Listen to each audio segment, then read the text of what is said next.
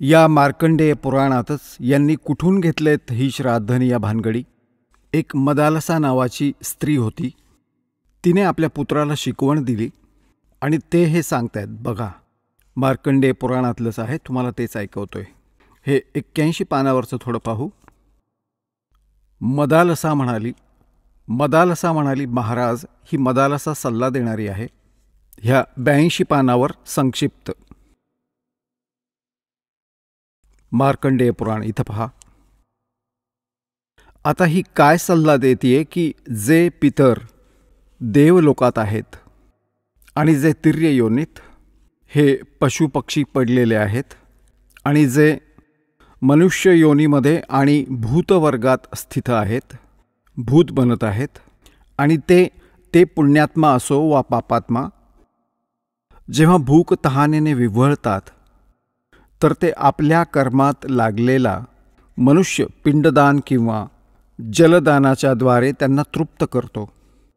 अशा प्रकारे तो देवता आणि अतिथींनाही संतुष्ट करतो. देवता, मनुष्य, पितर, भूत, प्रेत, गुह्यक, पक्षी, कृमी आणि कीटक आदीही मनुष्यामुळेच जीविका करतात. आता ही काय सांगते की भले ते जे पितर देवलोकात आहेत, जे तिर्य योनीत पडले आहेत आणि जे मनुष्य योनीत म्हणजे भूतादी पित्र बनलेत, ते पुण्यात्मा असो वा पापात्मा सगळे भूक तहानेनं मरत असतात. मग कसले देवलोकात आलेत? भूक आणि तहानेने तर मरतात. आता पुढे काय म्हणते की हे पहा, इथे काय म्हटलं आहे संक्षिप्त मार्कंडेय पुराण 92व्या पानावर. यातले जे नरकात राहतात, जे पशुपक्षी यांच्या योनीत पडले आहेत किंवा जे भूत प्रेत आदी रूपात स्थित आहेत, त्या सगळ्यांना विधीपूर्वक श्राद्ध करणारा यजमान तृप्त करतो. कसा करतो ऐका.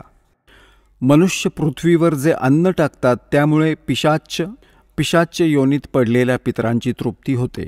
जे जमिनीवर दाणे टाकतात, बेटा स्नानाच्या वस्त्रातून जे पाणी पृथ्वीवर ठिबकते त्यामुळे वृक्ष योनीत असणारे पितर तृप्त होतात. आणि जे वृक्ष झाले त्यांना म्हणतात की स्नानाच्या वस्त्रातलं पाणी पिळलं की त्यामुळे वृक्ष योनीतले तृप्त होतील. अरे भल्या माणसांनो, आता एकदा काय झालं, परमात्मा कबीरजी काशीत गंगा घाटावर गेले. गंगेचा एक घाट बनवलेला आहे. तिथे हे ब्राह्मण लोक सूर्याकडे तोंड करून गंगेतून असं पाणी घेतात आणि त्यातच टाकतात. कबीर साहेब त्यात गंगेत गुडघ्यावर जाऊन बसले आणि असं करू लागले, गंगेच्या पाण्याला पटरीवर फेकू लागले पूर्ण स्पीडने. आता ते सगळे पंडितजी आपापलं काम सोडून कबीर साहेबांकडे पाहू लागले. म्हणू लागले, अरे कबीर, हे काय करतोयस तू? कबीरजी म्हणाले, तुम्ही काय करताय ते मी नाही विचारलं, मग तुम्ही का विचारताय मला? आधी तुम्ही सांगा तुम्ही काय करताय. की आम्ही आमच्या पितरांना स्वर्गामध्ये पाणी पाठवतोय. हे जे आम्ही पाणी टाकतोय ना इथं असे मंत्र म्हणत, असं सूर्याकडे तोंड करून, हे तिथे स्वर्गात आमच्या भूक तहानलेल्या पितरांना पाणी प्राप्त होईल.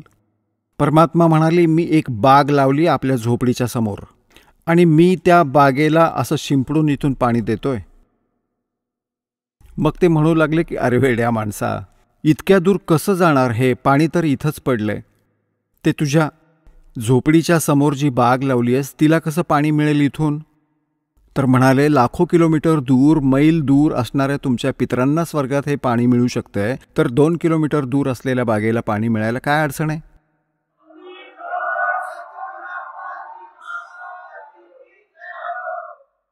तर त्यांची बोलती बंद झाली त्या पंडितांची. त्यांनी आपली चूक मान्य केली, मालकांना पूर्ण शरण गेले.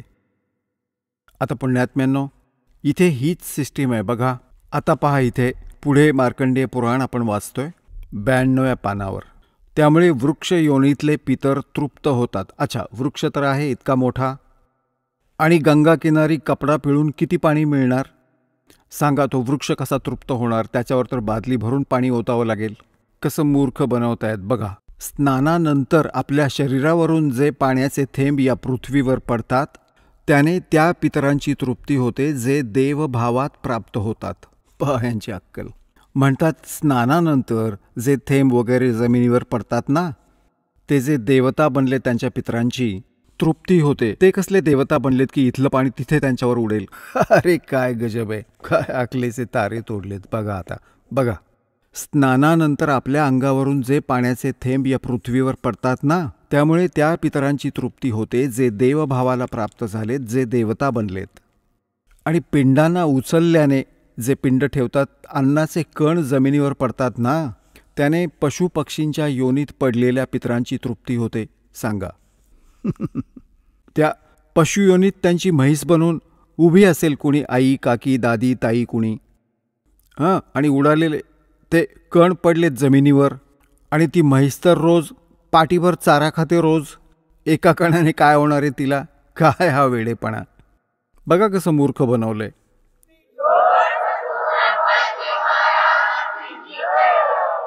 आता पहा, कुलामध्ये बालक आहे जे श्राद्ध कर्म योग्य झाल्यावरही संस्कारापासून वंचित असेल, म्हणजे बालपणीच मरण आलं, श्राद्ध केलं नसेल तर ते विखुरलेलं अन्न आणि हे सम्मार्जन केलेल्या पाण्याला पितात. ब्राह्मण लोक भोजन केल्यानंतर हात तोंड धुतात आणि पायांना सुद्धा धुतात. तर त्या जलानेही अन्य पितरांची तृप्ती होते. बाळा, उत्तम विधिवत श्राद्ध करणाऱ्या पुरुषांचे अन्य पितर जर बाकी कुठल्या योनीत गेले असतील तरीही श्राद्धाने त्यांना मोठी तृप्ती मिळते. अन्य प्रकारच्या ऊर्जित धनाने जे श्राद्ध केले जाते त्यामुळे चांडाळ आदी योनीत पडलेले पितर तृप्त होतात. आता जे भूत, प्रेत, पितर, कुणी वृक्ष बनलंय, कुणी म्हैस बनून उभं आहे, कुठे कुणी काठडा बनला आहे, म्हणतात की तेही तृप्त होतील. कसं शक्य आहे? 2-2 वेळा खातायत भरपूर, तेव्हा पोट भरतं. एकदा आदरणीय गरीबदास साहेबजी गाव चुडाणीत असलेले, ज्यांना परमात्मा भेटले होते आणि सचखंडात नेऊन त्यांना परत सोडले होते आणि मग हे ज्ञान दिले होते. त्यांचा एक शेतकरी शिष्य होता आणि तो गरीबदास साहेबजींपाशी बराच वेळ बसायचा रोज आणि सत्संग ऐकायचा. दिवसभर विचार ऐकायचा, बसून राहायचा. तर तो एक दिवस नाही आला. गरीबदासजींनी विचारलं की काल का नाही आलास? दुसऱ्या दिवशी जेव्हा तो पोचला, तो म्हणाला की महाराजजी, काल माझ्या आईचं श्राद्ध होतं आणि आमचे ते गुरुजी पंडितजी आले होते. त्यांनी मग श्राद्ध वगैरे काढलं, त्यात पूर्ण दिवस बिझी राहिलो मी. म्हणाले बरं बाबा. मग म्हणाला की उद्याही नाही येऊ शकणार मी. गरीबदासजींनी विचारलं उद्या काय कारण आहे? म्हणे उद्या माझ्या वडिलांचं श्राद्ध आहे. म्हटले अच्छा. परमात्मा आधी देखील खूप समजवायचे गरीबदासजी, पण आपली बुद्धीच काम करायची नाही. संसाराच्या व्यवहारांना खूप महत्त्व देतो. तर मग गरीबदासजी म्हणाले एक काम कर बेटा, जेव्हा तुझ्या पित्याचं श्राद्ध करतील तुमचे ते ब्राह्मणजी, त्यानंतर 2 व्यक्तींचं खाणं घेऊन ये इथे. आता त्या व्यक्तीला वाटलं गुरुजी स्वतःसाठी मागवत असतील. जेव्हा त्याच्या गुरुजींनी सगळं काम केलं, तयारी, त्यात नैवेद्य दाखवला, कावळे शिवले, सगळं झालं, तेव्हा तर नंतर उरलेल्या 2 रोट्या 2 माणसांचं खाणं घेऊन तो गरीबदासजींच्या घरामध्ये आला. गरीबदासजी देखील ग्रहस्थी होते, मुलं बाळं होती, शेतकरी होते, पण परमात्म्याशी परिचित झालेले होते, तत्वज्ञानाशी परिचित होते. त्या भक्ताचंच शेत होतं, त्यात तळं होतं, छोटा तलाव, ज्याला लेक म्हणत. तर ती व्यक्ती घेऊन आली 2 माणसांचं जेवण. गरीबदासजी म्हणू लागले ये माझ्या मागे मागे. आता त्या व्यक्तीला वाटलं की शेतात कोणी भक्त साधू संत आले असतील जे भेटायला येत असतात. तिथे जाऊन त्या लेकच्या, त्या जागेच्या 1 किलोमीटर दूर शेतांमध्ये जे तलाव असतात छोटे छोटे, पशूंना पाणी पिण्यासाठी जे साठवलेलं असतं पाणी, तर त्याच्या 4ही बाजूला खूप दाटी असायची झुडपांची. काटेदार झुडपांच्या गुच्छांनी तयार झालेलं असायचं. तिथून 100-200 फुटाच्या अंतरावरती गरीबदासजी आणि ती व्यक्ती बसले. आणि मग तिथून त्यांनी आवाज दिला त्यांच्या मातापित्यांच्या नावाने आणि त्यांना म्हणाले की या तुमचा पुत्र भोजन घेऊन आलाय. तेव्हा तिथे एक गिधाड आणि गिधाडी तिथं आले आणि तिथं येऊन थांबले. ती लीला होती गरीबदास साहेबजींची. म्हणाले बेटा, ही तुझी माता आणि हे पिता आणि हे तुझे पिताजी. भरव त्यांना भोजन. तिथे उघडून ठेवलं त्याने. मग झडप घातली त्यांनी. 1 मिनिटात खाल्लं पटापट आणि खाऊन पळाले. आता गरीबदासजी म्हणाले की तुझे गुरुजी काय म्हणत होते की एका दिवसाचं भोजन दिल्यानंतर आणि एका वर्षापर्यंत तुझे पिताजी जे कुठल्या योनीत असतील ते तृप्त राहतील? म्हणाला, हो असंच म्हणत होते. म्हटले, हे दोघेही भुकेले होते बघ, खाल्लं सगळं. आणि भोग तर देऊन आलास ना तू? तर म्हणाला, हो जी. त्या दिवसानंतर त्याने कान पकडले. म्हणाला, गेलं खड्ड्यात, हा तर सगळा बिंडोक प्रकार. मग सोडला सगळा लोकवेद आणि दंतकथा. मनाला पटेल तेच आचरण केलं त्याने. तर पुण्यात्म्यांनो, परमात्मा म्हणत असत की तुम्ही एक दिवस तर आहार देता, तर ठीक आहे, तुमची गोष्ट मानूया. आणि तुमचे माता आणि पिता जिवंत असताना दिवसातून 2-2 वेळा तर नक्कीच रोटी खात असतील. आणि तुम्हाला एक दिवस खाल्ल्याने 364 दिवस खायची गरज नाही? हे कसं काय शक्य आहे तुम्हाला? एक दिवस नैवेद्य दाखवला, 364 दिवस काय खातील ते? समजून चला, तुमचे पिता काग बनले, कावळा. तर रोज द्या नैवेद्य. 2 रोट्यांचे तुकडे करून वर फेका, म्हणजे त्यांचं पोट भरलेलं राहील. हे एका दिवसाचं असं करून काही फायदा नाही. सांगण्याचा अर्थ असा की त्यांना जे व्हायचं होतं ते झाले. आता पुण्यात्म्यांनो, आपण जेव्हा सद्भक्ती करू आणि ही साधना केल्याने आपले जे पितर भूत प्रेतादी बनले आहेत, भले ते कोणत्याही योनीत असोत या पितरांच्या सिस्टीममध्ये, तर त्यांनाही मोक्ष मिळेल तुम्ही भक्ती केलीत तर. आता पुण्यात्म्यांनो, हे सत्य ध्यानात ठेवा. हा दास वेळेनुसार आपल्याला सर्व क्रिया सांगेल. तुम्ही त्या आधीच केल्यात तर तुम्ही तुमची कर्म बिघडवून ठेवाल. आपण आपली भक्ती करत राहा आणि वेळ आल्यावर हे सर्व आपले पित्र वगैरे सुद्धा या साधनेनेच यांची मुक्ती होऊन जाईल. आता काय होतं, जसं या पुराणांमध्येच लिहिले की 1000 ब्राह्मण भोजन करत आहेत.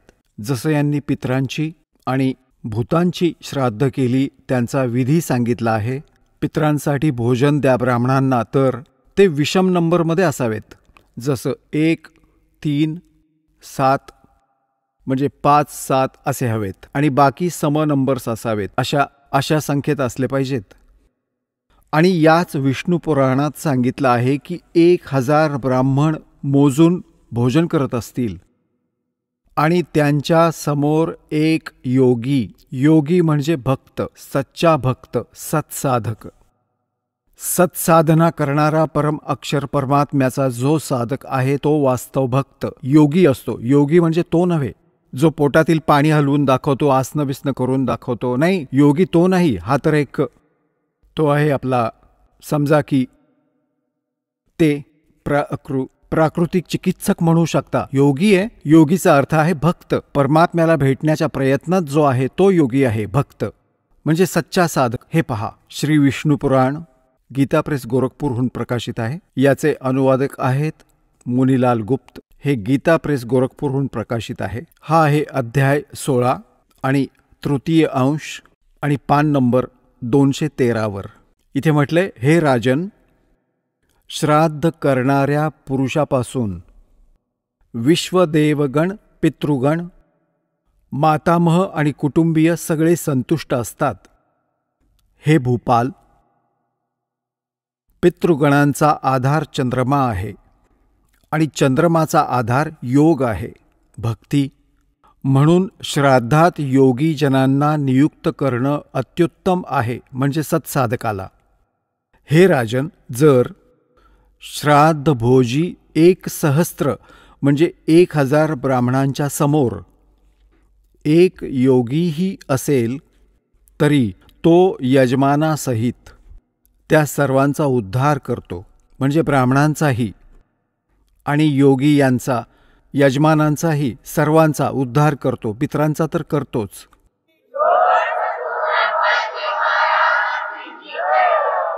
आता पुण्यात्म्यांनो, इथे आपण सगळे योगी आहात. जो भक्त इथे दान करतो तो आपल्याला भोजन करवत आहे, तर आपल्या पितरांचा तर उद्धारच होईल, यावर विश्वास ठेवा. हा इतका उत्तम मार्ग आहे जे आमच्या प्राणात, जे सत्य आहे ते तर यांनी ग्रहण केलंच नाही, यांनी असत्य ग्रहण केलं. आता पुण्यात्म्यांनो, जसं वेद आपण रुची ऋषींच्या कथेत पाहिलं मार्कंडेय पुराणात की वेदामध्ये याला अविद्या म्हटलं आहे, या कर्मकांडाला. आणि पितरही मानतात, कारण ते ब्राह्मण होते, ऋषी होते. आणि ते असं म्हणतायत, आमची दुर्गती होईल तू जर श्राद्ध नाही घातलंस तर. आता जसं एक श्रद्धाळू म्हणतो की जसे आमचे पिताजी दिसायला लागतात आणि म्हणतात की बेटा श्राद्ध कर, आणि का नाही करणार, आम्ही करावंच लागेल. ही काय गोष्ट झाली? आता पुण्यात्म्यांनो, त्याची पद्धत आहे. जसं कुणाचा बालक आणि विहिरीत पडला, तो तर ओरडतोय बुडालो बुडालो, त्याला काय इलाज आहे? त्याच्यासोबत बुडायचं, सूर मारायचा, उडी मारायची, तोही मरेल. मग त्याची ही पद्धत आहे त्यालाही वाचवण्याची. आधी एक रस्सी बांधा वर चांगली मजबूत, तिला खाली सोडा, त्यावरून खाली उतरा आणि त्याला उचलून आणा. तर हे पितर तर दिसत आहेत, आणि असं काही की त्याला घेऊन बुडायचं नाही, श्राद्ध नाही करायचं, ते तर विहिरीत उडी मारण्यासारखं झालं की घ्या हा मेला. त्यासाठी ही रस्सी आहे जी दास तुम्हाला देईल. ही सद्भक्ती करा, हा अशा प्रकारे दानधर्म करा, आणि ते भूत पितर या सगळ्यांचा उद्धार आपोआप होत जाईल. हे आपण वाचलं सुद्धा, कारण की सत्साधक हे भक्त आहेत. इथे लाखो योगी येऊन जेवतात एका महिन्यामध्ये. हां, मग तो एक जण जेवला तर इतका लाभ सांगतायत. तर हे तत्वज्ञान आणि शास्त्र अनुकूल साधना यानं आपलंही कल्याण होईल आणि आपल्या पितरांचंही. आता जसं आपण आत्ता ऐकलं की वेदामध्ये याला मूर्खांची साधना म्हटलंय, जे अगदी बरोबर आहे. तर वेद काय आहेत? ते परमात्म्याचं विधान आहे, ते परमात्म्याचा आदेश आहेत. आणि जे आपल्या पुराणात जे लिहिलं आहे ते पितरांचं वा ब्रह्माजींचा, किंवा ती मदालसा किंवा ती कोण होती पहा, आणि तिचंच म्हणणं खरं मानून सगळेजण कर्म करायला लागले. आणि हा कुणा अन्य ऋषींचा दिलेला आदेश आहे, याचं पालन आपण नाही करायचं. जसं एकदा एका व्यक्तीची मैत्री एका पोलिसाशी होती, ठाणेदाराशी, SHOशी, आणि त्या व्यक्तीचा जो साथी होता शेजारी त्याला खूप दुःखी करायचा. त्याने आपल्या मित्राला ठाणेदाराला म्हटलं की ठाणेदार दादा, असा असा माझा एक शेजारी आहे, शेजारच्याच घरात राहतो, खूप परेशान करतो, सगळं काही सांगितलंय, पंचायत पण केली आहे, पण नाही ऐकत, काय करू? आता ठाणेदार म्हणाले की मारकाठी त्याच्या डोक्यात, मी बघतो. ठाणेदाराच्या आदेशाला मानून त्याची आज्ञा पाळली. त्यानं असा विचार केला की आता हा काय ते सांभाळून घेईल. त्यानं आपल्या शेजाऱ्याशी त्यानं भांडण केलं, हाणामारी झाली, त्याच्या डोक्यात काठी बसली, मेला तो शेजारी. आता तो SHO तिथला प्रभारी होता, तो त्याला घेऊन आला पकडून, तुरुंगात टाकलं आणि त्याला मृत्यूदंड मिळाला. आता राजाचं विधान होतं की कुणाच्या डोक्यात लाठी बसून मेला तर त्याची शिक्षा होती मृत्यू. आता ते विधान तोडलं त्या व्यक्तीने. आपला मित्र एका अधिकाऱ्याच्या आज्ञेचं पालन केलं, ज्यामुळे राजाचं विधान तुटलं आणि तो दंडित झाला.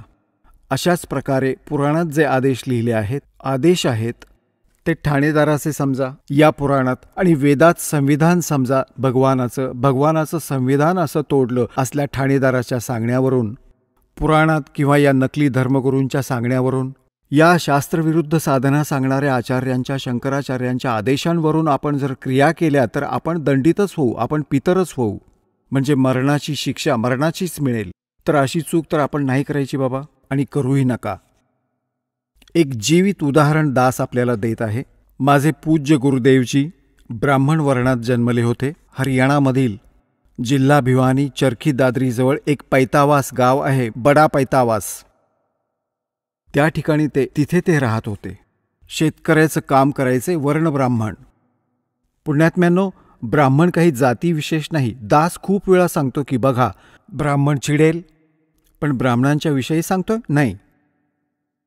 आणि शेतामध्ये जे माझे गुरुदेव होते, ब्राह्मण वर्णात जन्म होता त्यांचा, शेतामध्ये गायी चारत होते आपल्या शेतात. त्याच्याजवळ आधी जंगल खूप असायचं, वने खूप होती. एके दिवशी त्यांची भेट आमच्या दादा गुरुजींबरोबर झाली, म्हणजे एका संतांशी. तर त्यांनी प्रेरणा घेऊन घरातून पलायन करायचं ठरवलं आणि गुरुदेवांचा पत्ता विचारला. सर्व ज्ञानाने परिचित होऊन ते शेतात संध्याकाळच्या वेळेला गायी चारत होते. आणखीही काही साथी गोपाळ होते. तर त्यांना हे म्हणाले की मी फ्रेश होऊन येतो, मला वेळ लागला तर तुम्ही पशूंना घेऊन जा, मी नंतर येईन. ते जंगलात गेले, घनदाट. ते सर्व गुराखी गायी घेऊन गावात परतले. आता संध्याकाळी बराच वेळ झाला आणि ते आले नाहीत. त्यांचं बालपणीचं नाव, गावातलं नाव हरिद्वारी होतं, पंडित हरिद्वारी. मग त्यांनी आपलं नाव बदललं होतं, कुठं कोणी ओळखू नये म्हणून. घरातून निघून आले होते ते. तर त्यांनी काय केलं, आपले जे कपडे घातले होते ते त्यांनी काढले. 2 जोड घेऊन गेले होते घरातून ते कपड्यांचे. एक जोड वेगळा होता, कोणाला दाखवला नाही. जे कपडे घातले होते ते त्यांनी फाडून टाकले. आणि कुणा हिंस्त्र पशूने, कुठला पशु खाल्ला होता, मृग किंवा काहीतरी, सिंहाने, ते त्यांनी दिवसा पाहिलं होतं. त्याच्यावरती कपडे टाकले आणि निघून गेले. रातोरात हरिद्वारला पोचले. आता त्या घरातल्यांनी वाट पाहिली 1-2 तासनी. मग त्या गुराख्यांना विचारलं की हरिद्वारी नाही आला. त्यांनी सांगितलं, तो म्हणाला होता की मी फ्रेश होऊन येतो, तुम्ही निघा. त्या मुलांना बरोबर घेऊन गेले. विचारलं कुठून प्रवेश केला होता, कुठं गेला होता. जाऊन तर तेव्हा काही टॉर्च वगैरे नव्हते. मग लालटेन दीपक हातात घेऊन ते निघाले. म्हणाले, अरे हे तर पोराला खाल्लंही याने. अरे रे, कुठल्या हिंस्रक पशूने खाल्लं रे याला, मेला मेला. अंधार झाला. रडू लागले धाय मोकलून. अंधार झाला होता. ती हाडं जी होती पशूंची आणि कपडे एकत्र केले. रात्रीच अग्नी दिला. हा तर मेला. मग त्याचं 13वं सुरू झालं. आधी तर येत्या महिन्याला कर्मकांड करायचे ते, आणि मग नंतर दर महिन्याला विधी करायचे. आता ते ब्राह्मण वेगळे आहेत जे कर्मकांड करतात. तर ते सगळं काम केलं. वर्षश्राद्धही करून टाकलं. आणि मग सुरू झाले श्राद्ध. हा तर बेअवलाद मेला, निसंतान मेला आहे. आणि याची चांगली सेवा करायला हवी, नाहीतर तुम्ही त्याचा हक्क खाताय. जमीन होती याच्या नावावर. आणि ते बनतायत भक्त, संत बनले, जगाचा उद्धार करत होते. एकदा जेव्हा माझे पूज्य गुरुदेवजी 105-6 वर्षांचे झाले, सतलोक जाण्याची तयारी झाली. तलवंडी भाई, फिरोजपूर जिल्हा पंजाबमध्ये त्यांचा आश्रम. एक यात खन्नामध्ये एक होता, एक मोगामध्ये एक होता, एक नजमगड इथं आश्रम होता. तर तलवंडी भाई इथं ते जास्त राहायचे. तर तिथून दासला त्यांनी आदेश दिलेला होता नाम देण्याचा. त्यांच्या उपस्थितीत बहुसंख्य शिष्य दासांचे झाले होते. 2 मुलांची सेवा त्यांच्या चरणी होती, त्यांना सेवेत ठेवलेलं होतं. तर त्यांचा संदेश आला की गुरुजी इथं पैतावासला आले आहेत. तर दास देखील 3-4 भक्तांना घेऊन पोचला गाडीने. तिथं पाहिलं गुरुजी बसलेले. प्रणाम केला. मग त्यांच्या एक वहिनी होत्या, त्या 92 वर्षांच्या होत्या, 92 इयर्स ओल्ड होत्या. त्यांच्याशी बातचीत झाली. आम्ही त्यांना विचारलं की माताजी, जेव्हा आमचे गुरुदेव इथून निघून गेले तेव्हा काय वाटलं तुम्हाला? त्या म्हणू लागल्या की मी असं ऐकलं होतं की यांचा मृत्यू झालाय. मला म्हणे एक दीर होता आणि त्याला असं जंगलात कुण्या एका पशूने खाल्लं होतं, हिंस्त्र पशूने. आणि मी आले तेव्हापासून यांची श्राद्ध करत होते. आणि 70 श्राद्ध मी स्वतःच्या हातानं घातली यांची. आणि कधी काही घरात उलटं सुलटं विपरीत घडलं, नुकसान झालं, पशु गेले, पीक गेले, आम्ही आमच्या गुरुजी ब्राह्मणांकडे जायचो. त्यांची ती जन्मपत्रिका वगैरे वाचायचो. ते असं म्हणायचे की तुमचा हरिद्वारी निस्संतान मेला आहे आणि तो तुम्हाला लाभत नाही, तुमची हानी करतो. त्याचे 5ही कपडे शिवा, त्याची ती श्राद्ध नीट पद्धतीने घाला, अमुक तमुक करा. तो जे काही सांगेल ते सगळं करतो आपण. आणि तरीही तो म्हणायचा की नीट श्राद्ध झालं नाही, पुढच्या वेळेला मी करेन नीट. 70 श्राद्ध घातली आहेत आणि आता हा इथं बसलाय. आता मी म्हणू लागलो, माताजी बघा, गीताजीमध्ये मनाई केली आहे 9व्या अध्यायाच्या 25व्या श्लोकात की भूत पुजल्यावर भूत होणार, पितर पुजले तर पितर होणार. ही पूजा नाही करायला पाहिजे. आणि हे आपल्यासमोर जीवित उदाहरण आहे. मूर्ख बनवत होते हे आपल्याला. आणि ती साधना, ते सगळं खरं थोडंच होतं या लोकांचं. हे निदान आता तरी सोडून द्या सगळं. त्या म्हणाले, नाही बाबा, या तर जुन्या गोष्टी आहेत, ह्या कशा सोडणार. आपण खड्ड्यात गेलो तरीही सुटत नाही, म्हणजे कमाल झाली. स्वतःच्या डोळ्यांनी पाहतीये, स्वतःहून म्हणते की मी याची 70 श्राद्ध घातली, पिंड भरली, पितर बनवलं त्यांना. आणि हे पितर नाहीत तर सगळ्यांचा उद्धार करणारे तर महापुरुष बनले. लाखो लोकांचा उद्धार केला त्यांनी. आता तरी श्राद्ध करू नका, मूर्खांचं ऐकू नका.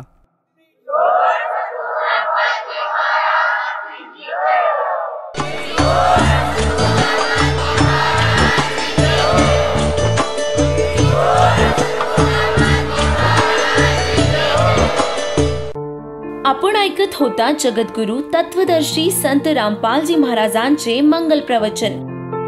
निशुल्क नामदीक्षा प्राप्त करण्यासाठी आणि अधिक माहितीसाठी संपर्क करा 7030303951 7030303952।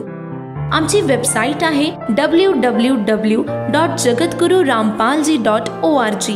सर्व पवित्र धर्मांच्या पवित्र शास्त्रांवर आधारित प्रमाणित अनमोल पुस्तक ज्ञानगंगा किंवा जगण्याचा मार्ग यापैकी कोणतेही एक पुस्तक निशुल्क मागविण्यासाठी आम्हाला आपले पूर्ण नाव, पूर्ण पत्ता, पिनकोड सहित आणि फोन नंबर लिहून 7030303951 7030303952 या नंबरावर SMS करू शकता किंवा आम्हाला 7030303950 या नंबरावर WhatsApp देखील करू शकता।